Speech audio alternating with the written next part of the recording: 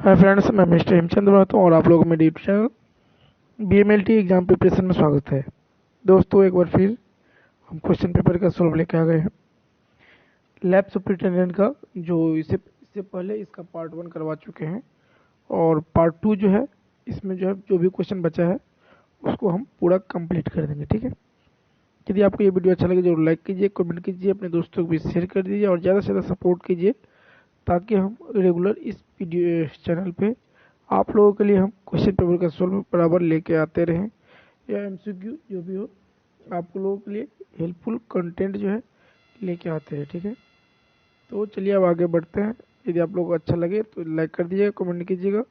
यदि अच्छा ना लगे तो डिसलाइक कर दीजिएगा और रीजन बता दीजिएगा। ठीक है, अदरवाइज सब्सक्राइब कर लीजिएगा। ठीक है, और बेल आइकॉन दबा दीजिए ताकि जो भी वीडियो अपलोड करूँ तो आपके पास सबसे पहले इन्फॉर्मेशन जाए। ठीक है, इसमें क्या पूछा, which of the following personal work for a blood bank. ठीक है, ब्लड बैंक के लिए ब्लड बैंक के लिए कौन कौन वर्क करते हैं? Medical officer, technician, nurse, all of the above. इसका राइट आंसर क्या हो जाएगा? All of the above. ठीक है, नेक्स्ट क्वेश्चन क्या है? Question number 62, which one of the following does not include in blood bank registers. ठीक है, तो इनमें से जो है कौन सा ब्लड बैंक में रजिस्टर नहीं होता है? ठीक है, तो ऑप्शन नंबर 1 में क्या थे? Donor register, stock register, male and female register, issue register. ठीक है, तो इसमें जो है ब्लड बैंक में कोई मेल या फीमेल के लिए कोई अलग से रजिस्टर नहीं होता है, जो होता है सभी की में लिखा जाता है। ठीक है, इसलिए राइट आंसर इसका क्या हो जाएगा? Alternate option number 3। Next question क्या पूछा गया है कि विच one of the following does not include criteria for blood donors. Blood donors के लिए इसमें से कौन सा क्राइटेरिया है जो नहीं होता है? एज 18 से 50 ईयर्स का होना चाहिए, एचबी मोर देन 12.5% होना चाहिए। देखिए किसी किसी बुक में आपको 18 से लेकर 60 तक दिया रहता है, तो कोई इसमें दिक्कत वाली बात नहीं है। ठीक है, एचबी बहुत सारे बुक में आपको ओनली 12 ग्राम पर डे मिनिमम दिया रहता है। ठीक है, और वेट जो है बुक में कितना दिया रहता है?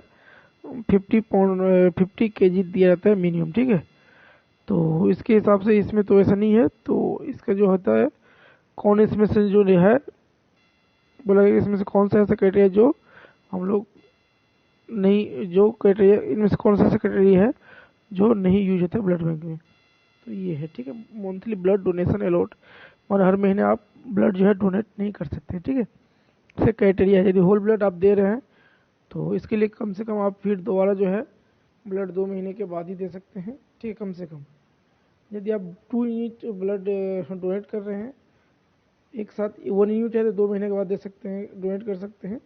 यदि आप जो है 2 यूनिट ब्लड डोनेट कर रहे हैं तो कम से कम आपके लिए 3 महीने 4 महीने के बाद ही आप डोनेट कर सकते हैं। ठीक है, 4 महीने के बाद।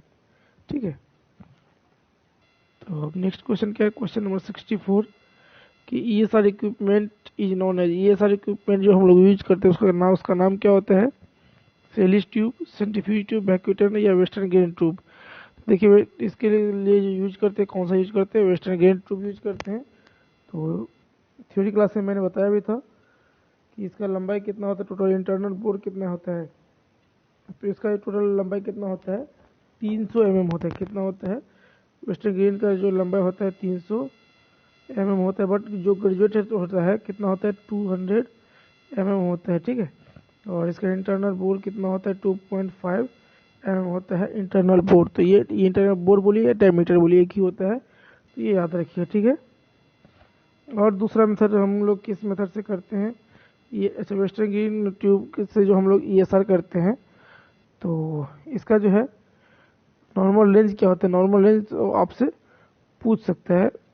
ठीक है, और इससे पहले मैंने जो करवाया था उस समय भी बताया था कि इसका नॉर्मल रेंज, ठीक है, और इसका जो है ESR करने का और दूसरा तरीका कौन सा है, किस तरीके से हम लोग जो है ESR करते हैं, और दूसरा तरीका कौन सा मेथड है जिससे हम लोग करते हैं। ठीक है, तो इसके लिए जो है सबसे पहले हम इसको आपको बता दें कि इसका नॉर्मल रेंज कितना होता है वेस्टर्न ग्रीन मेथड से। तो तो याद रखिएगा मेल में जो होता है आपका 0 से लेकर के 10 mm पर आवर होता है, ठीक है, 0 से 10 mm पर आवर। फीमेल में जो होता है आपका 0 से 20 mm पर आवर होता है, ठीक है। और दूसरा मेथड जो हम लोग करते हैं, किस मेथड से करते हैं, तो विंट्रोप ट्यूब मेथड से करते हैं। किससे? विंट्रोप ट्यूब मेथड से करते हैं, ठीक है।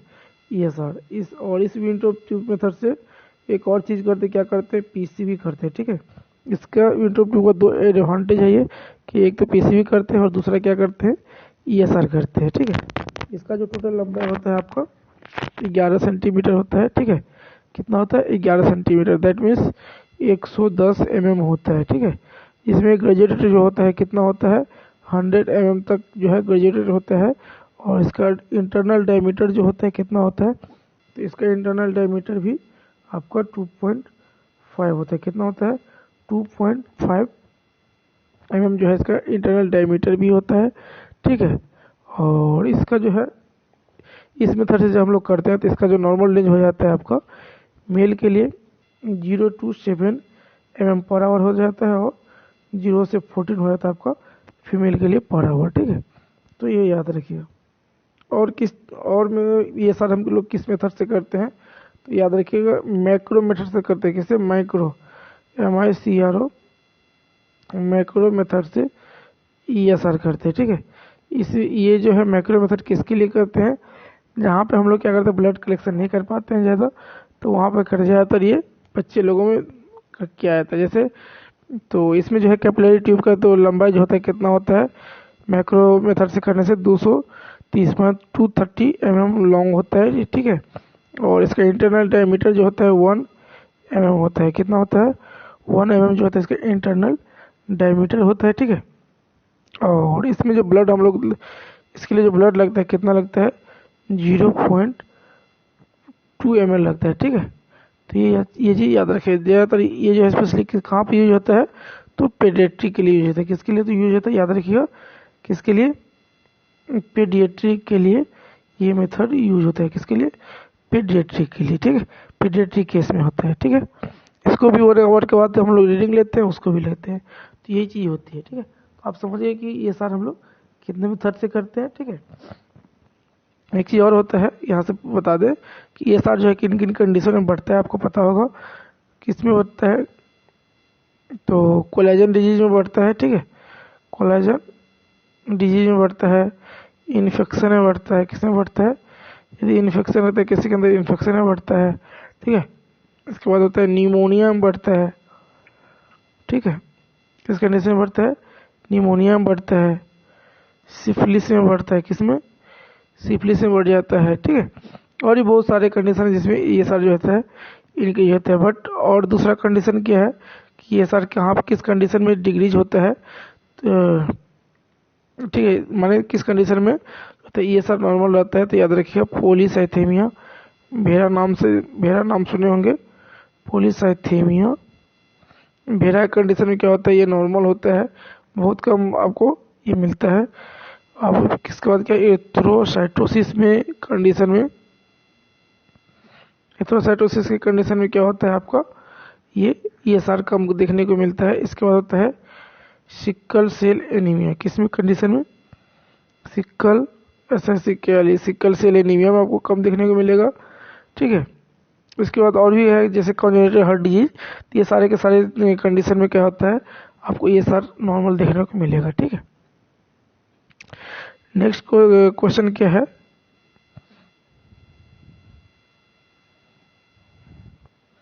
कि name the graph shown in the image. इस ग्राफ को हम लोग क्या किस नाम से जानते हैं? Living chart, accuracy chart, precision chart, standardisation chart. इसका राइट आंसर क्या हो जाएगा? स्टैंडर्डाइजेशन चार्ट हम लोग इसको बोलते हैं, ठीक है। नेक्स्ट क्वेश्चन क्या है? क्वेश्चन नंबर आपका 66। The method used to measure the rate of reaction. Rate of reaction जो है मेथड से जो रेट ऑफ रिएक्शन मेथड तरीके से जो यूज मेजर करते हैं हम लोग, तो उस मेथड को हम लोग किस नाम से जानते हैं? Principal method, and point method, या कैनेटिक मेथड, या इम्यूनो मेथड। इसका राइट आंसर क्या हो जाएगा? दिया हुआ है आपका काइनेटिक मेथड ही हम लोग इसको बोलते हैं, ठीक है। इसके बाद क्या है नेक्स्ट क्वेश्चन,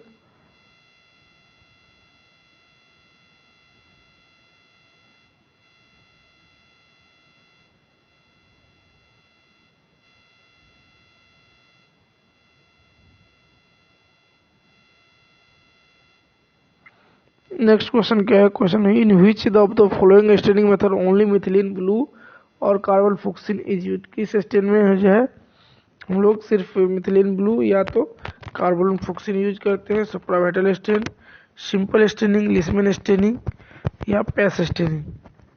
तो इसका राइट आंसर क्या हो जाएगा, option number 2 is the right answer, ठीक है, सिंपल स्टेनिंग में। क्योंकि क्या पूछा गया है, only which of the following method only methylene blue, या तो एक ही बोला गया, एक ही कोई डाई यूज होता है, मिथिलीन ब्लू या कार्बन फुक्सिन। इसमें क्या है कि the amount of anticoagulant CPDA 300 ml blood collection bag is. तो ये क्वेश्चन जो है ड्रॉप कर दिया गया for evaluation due to no answer की, इसमें जो है आंसर की नहीं दिया गया इसीलिए। तो इसका राइट आंसर क्या हो जाएगा, आपको हम बताते हैं, इसमें आंसर एक भी दिया ही नहीं है, एक भी आंसर इसमें 25 ml, 35 ml, 40 ml या 45 ml, इसमें एक भी राइट आंसर नहीं होती। याद रखिए, आपको याद करने का तरीका मैं बता दूं, CPD में जो है CPDA1 में जो है 100 ml ब्लड में 14 ml जो है एंटीकोगुलेंट यूज किया था, इसलिए 300 ml में कितना होगा, 14 3 जा 42 ml जो है आपका एंटीकोगुलेंट यूज होगा, ठीक है, ये याद रखिएगा। नेक्स्ट क्या है, the maximum permissible dose for whole body radiation worker is. ये तो आपका हो गया, कहते हैं रेडियोग्राफी से हो गया क्वेश्चन, ठीक है, ये क्वेश्चन आप हम लोगों के लिए इम्पोर्टेंट नहीं है वैसे, ठीक है।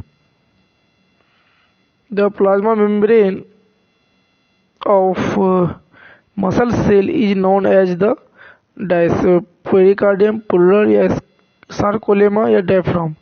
इसका राइट आंसर क्या हो जाएगा, सार्कोलेमा। इसके बाद क्या पूछा, सेरेब्रो स्पाइनल फ्लूइड दैट में CSF flow through the subdural space, pia mater, subarachnoid space या नॉन ऑफ द एबव। तो इसका राइट आंसर क्या हो जाएगा, option number 3 the right answer, subarachnoid space. इसमें क्या बोला गया है कि hormone secreted by the interior pituitary does not include, बोला गया इंटीरियर पिट्यूटरी से जो है कौन सा हार्मोन जो है सेक्रेट होता है, thyroid stimulating hormone, parathyroid hormone, adrenocortico hormone या गोनाडोट्रोपिक हार्मोन, ठीक है। इसे मल्टीपल को आंसर होने के कारण इसको क्या है ड्रॉप कर दिया गया है, ठीक है, इसमें आंसर भी दिया गया है तो आप देख लीजिए, है ना। इसके क्या है next question number 73, which of the following is not lymphoid organ, कौन सा है जो लिम्फोइड ऑर्गन नहीं है, थाइमस, लीवर, बोन मैरो या लिम्फ नोड। नाम से ही पता चल गया कौन सा नहीं है, इसमें लीवर जो है यह एक जो है लिम्फोइड ऑर्गन नहीं है। 74 में क्या पूछा गया है कि a specific molecule that binds to a receptor is called as dash of the receptor. किसका है, आयन, कैरियर, लिगेंड या लिंक्स, ठीक है। राइट आंसर क्या हो जाएगा, 3 is the right answer. Which of the following does not include in maintenance biosafety cabinet, should not option number 1 should not be loaded with necessary items, regular decontamination should be done, तीसरा दिया work can be done near the front of cabinet, और 4 number क्या पूछा गया है, avoid bringing hands and arms out of the cabinet while working। इसका right answer क्या है, option number 3 is the right answer. Next क्या क्वेश्चन है 76, which section of a clinical laboratory deals with assessment of different cell in blood, biochemical analysis, hematology, serology, specimen। इसका right answer क्या है, blood, right answer हो जाएगा haematology, ठीक है। Next question number 77 में क्या पूछा गया है कि which of the following record should be retained in laboratory. क्या बोलेगा, विच of the following record should be retained in laboratory, quality control, instrument maintenance, blood donor record, all of the. इसका right answer क्या हो जाएगा, option number 4 is the right answer, all of the above. Next क्या है, chemical which liquefy when exposed to air are called as primary standard buffer, hygroscopic, reagent mix। इसका right answer क्या हो जाएगा आपका, hygroscopic। ठीक है, the reagent used in estimation of glucose, urea test, hexokinase, Jaffe reaction, none of the above. सभी लोग जानते हैं कि ग्लूकोज के लिए कौन सा रिएक्शन होता है, यूज होता है, तो हेक्सोकाइनेज रिएजेंट जो होता है यूज होता है। 18 नंबर क्वेश्चन में क्या पूछा गया है कि all special types of investigation use distil water, reagent grade water या reagent grade water, type 2 reagent grade water या टाइप 1 रिएजेंट ग्रेड वाटर। इसका राइट आंसर हो जाएगा टाइप 1 रिएजेंट ग्रेड वाटर। ठीक है, 81 में क्या पूछा गया, which of the following helps to keep a reagent or chemical dry, amber बोतल, डिसिकेटर, टेस्ट ट्यूब या प्लास्टिक। इसका राइट आंसर क्या हो जाएगा, option number 2 is the right answer, desiccator. ठीक है, 82 नंबर क्या है कि precaution followed against biohazard include prevention of self injury during specimen collection, decontamination of a laboratory instrument regularly, immunization of laboratory personnel, all of the above। इसका right answer क्या होगा, option number D is the right answer, all of the above. Question number 83 में क्या पूछा गया, fragment tissue taken out of an organ from living person for examination is called as addition, cryostat, smear या biopsy. इसको क्या बोलते हैं, biopsy बोलते हैं। ठीक है, 84 में क्या पूछा गया है, the commonly use fixative for a slide preparation, कौन सा फिक्सेटिव यूज करते हैं, बेनेडिक्स, डिस्टिल वाटर, फॉर्मालिन या नॉन ऑफ द। तो रूटीन जो फॉर्मालिन जो है ये रूटीन फिक्सेटिव है। ठीक है, anti globulin is also known as Coombs serum, local serum, cryo serum या नॉन ऑफ द। इसका राइट आंसर क्या हो जाएगा, ऑप्शन नंबर ए जो है कुम सेरम जो है यह क्या है, एंटी इम्यूनोग्लोबुलिन है। ठीक है, इसी को हम लोग बोलते हैं कुम सेरम। 86 में क्या पूछा गया है कि विच one of the following does not include in various aspect of quality control in blood banks, all the reagents should be cleared without any turbidity, RHD antigens should be checked with only the positive control, working refrigerator, centrifuge and water bath should be checked periodically, record validation, quality control and staff training procedure must be maintained। तो इसका right answer क्या होगा, option number B is the right answer. ठीक है, RHD antigen should be checked with only the positive control. ठीक है, यह जो है ब्लड बैंक के में जो है क्वालिटी कंट्रोल के रूप में नहीं हम लोग करते हैं। ठीक है, 87 में क्या पूछा, sample of skin scraping are obtain using the sharp needle, a blunt scalpel या ए नैप या कॉटन। इसको हम लोग क्या करते हैं, कैसे कलेक्शन करते हैं, एक ब्लंट स्कैल्पल लेकर के क्या करते हैं, स्किन को स्क्रैपिंग करते हैं। ठीक है, शार्प लेंगे तो स्किन कट सकता है, इसीलिए हम लोग क्या करते हैं, ब्लंट वाला स्कैल्पल लेते हैं। ठीक है, इसके बाद 88 which of the following specimen is tested for parasite. इसको हम यूज करते हैं urine and blood, option number D 4 non of the above. इसका राइट आंसर क्या हो जाएगा, option number 3 is the right answer, urine and blood को लेकर के हम लोग क्या करते हैं, पैरासाइट का जो है टेस्ट करते हैं। 89 में क्या पूछा गया, which of the following culture is difficult to maintain, aerobic, capnophilic, anaerobic, all of the. इसके जो है राइट आंसर हो जाएगा एन एरोबिक जो है डिफिकल्ट होता है मेंटेन करने में। ठीक है, और 90 नंबर क्वेश्चन क्या है, staining of mycobacterium leprae is non required. जो माइकोबैक्टीरियम लेपेरी की जो है डिक्लेरेशन करने के लिए हम लोग कौन सा यूज करते हैं? सेल्फ 10%, सेल्फ 12% या 5%? None of the. इसका राइट आंसर क्या होगा आपका 5% सल्फ्यूरिक एसिड। इसको कोल्ड स्टेन भी बोलते हैं क्योंकि इसके लिए हम लोग हीट नहीं करते, ठीक है। 91 में क्या पूछा गया है कि nigrosin solution is used for, किसके लिए यूज करते हैं? Gram negative, gram staining, acid fast staining, simple staining या नेगेटिव स्टेनिंग फॉर कैप्सूल। तो किसके लिए यूज करते हैं? कैप्सूल को स्टेन करने के लिए नेग्रोसिन सॉल्यूशन हम लोग यूज करते हैं, ठीक है।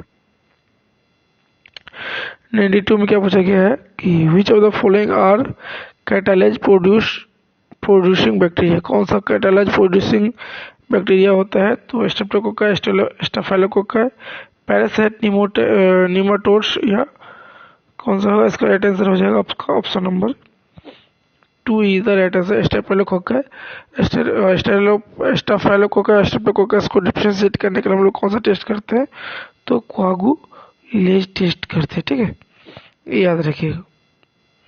93 में क्या है कि विच one of the following is not a solid culture media? इसमें से कौन सा है जो सॉलिड कल्चर मीडिया नहीं है? ब्लड अगर, न्यूट्रिएंट अगर, सेलेनाइट एफ ब्रोथ और नॉन ऑफ दिस। का राइट आंसर क्या हो जाएगा? Option number 3 is the right answer, selenite F broth. तो सेलेनाइट एफ ब्रोथ जो है हम लोग किसके लिए यूज करते हैं? तो याद कीजिएगा हम लोग किस लिए करते हैं? तो साल्मोनेला टाइफी को क्या है कल्चर करने के लिए या तो सेपरेट करने के लिए हम लोग सेलेनाइट एफ ब्रोथ का यूज करते हैं, ठीक है।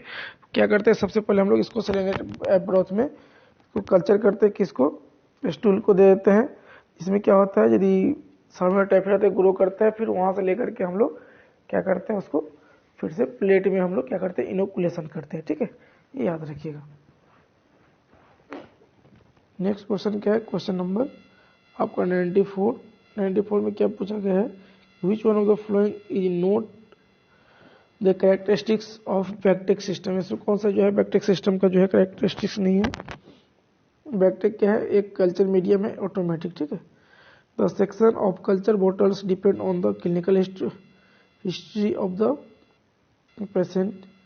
इसके बाद नेक्स्ट 2 में क्या? It is use maintain biochemical history bacterial sub culture can be proceed for identification of macro organism based on the biochemical reaction. और ऑप्शन और फॉर्म क्या दिया है? Biochemical analysis results are not display, ठीक है। Biochemical जो test होता है वो डिस्प्ले नहीं होता है किसमें? बैक्टीरिया में, ठीक है। 95 नंबर क्या है? What temperature is maintain in bacterial incubator? Bacterial incubator में कितना जो है टेम्परेचर मेंटेन करते हैं? 12 डिग्री, 28 डिग्री या 37 डिग्री या 45? राइट आंसर क्या होगा आपका 37 डिग्री सेल्सियस ही जो है आपका क्या करते हैं टेम्परेचर जो है मेंटेन करते हैं बैक्टीरियल इंक्यूबेशन में। 96 नंबर में क्या दिया गया है कि the device which maintain the test set temperature in hot air oven called? Hot air oven में जो है क्या बोला गया? The device which maintain the set temperature in hot air oven is called. बोला गया है हॉट एयर ओवन में जो टेम्परेचर मेंटेन करते हैं वो कौन करते हैं? कौन सा डिवाइस करता है? चेम्बर, स्टील डोर या इंडिकेटर या थर्मोस्टेट? इसका राइट आंसर क्या हो जाएगा? थर्मोस्टेट क्या करता है? इसको मेंटेन करते हैं किसको? टेम्परेचर को। नेक्स्ट क्या है? Question number 97 rice water stool is characteristics feature of. Rice water stool जो है किसका कैरेक्टरिस्टिक्स फीचर है? कोलेरा का, एस्टिटोरिया का, बैक्टीरियल इन्फेक्शन, कॉन्स्टिपेशन? इसका राइट आंसर क्या हो जाएगा? Option number A is the cholera, ठीक है। ये कोलेरा का जो है राइस वाटर जो है स्टूल, कोलेरा जब इन्फेक्शन होता है उस समय क्या होता है राइस वाटर स्टूल जो है ये जो है होता है, ठीक है। ये किसका कैरेक्टरिस्टिक्स है? तो कोलेरा का। द यूनिट ऑफ लेंथ, ये तो क्या है? सेंस से हो गया। लेंथ का यूनिट क्या है? और यहाँ पे क्या पूछा है 99 में? Component of professional socialisation include. ये भी जो है आपका उतना इम्पोर्टेंट है हमारे लिए, यदि आपको अच्छा लगे तो उसको आप पढ़ लीजिएगा, ठीक है। क्वेश्चन नंबर 100 में क्या पूछा गया है कि the incubation period for the hepatitis B which virus with in the body. बोला गया है बॉडी में जो है इंक्यूबेशन पीरियड कितना होता है हेपेटाइटिस बी का, 45 से 185, 80, 20 से 30, 10 से 15 या सी का फॉर्म क्या 30 से 80। इसका राइट आंसर क्या हो जाएगा, ऑप्शन नंबर ए जो है 45 से कितना दिन है 180 डेज है। ठीक है, हेपेटाइटिस ए का कितना होगा, याद रखिए 15 से कितना होता है 45 दिन जो होता है इसका जो है आपका इंक्यूबेशन पीरियड होता है किसका, ह्यूमन बॉडी में।